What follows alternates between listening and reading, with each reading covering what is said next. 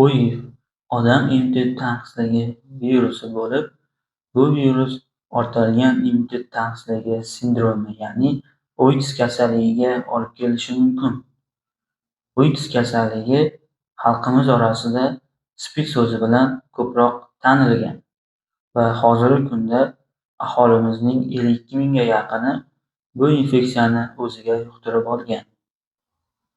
HIV infeksiyasi faqat odamlar orasida uchraydigan infeksiya bo'lib, bu odamlarga hayoti davomida 3 xil yo'l bilan yuqib qolishi mumkin. Birinchisi betartib jinsiy munosabatlar.